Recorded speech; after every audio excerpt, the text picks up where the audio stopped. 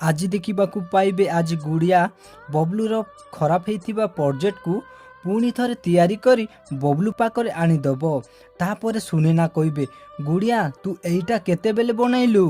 तापर गुड़िया कहब जेतेबेले समस्ते शोई पड़ते सेतेबेले मु ए प्रोजेक्ट बनैछि।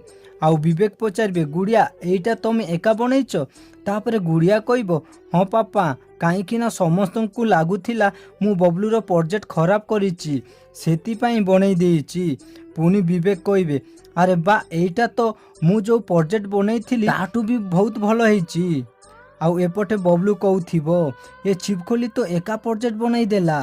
तापर बुलबुल देवी सही न पारी कहबे ये जेतेबेले प्रोजेक्ट खराब करिथिला यही तो बनई थांता ना एतिरे बड़ कथा कौन। आउ बबलू को कहबे चाल जल्दी स्कूल जीवा पाई रेडी हो जा नइले लेट हो जिवो। तापर विवेक भाबुथिबे गुड़िया तो बहुत स्मार्ट अछि जदि आकु भलो एजुकेशन मिलिबो यार फ्यूचर पाई बहुत भलो हबो।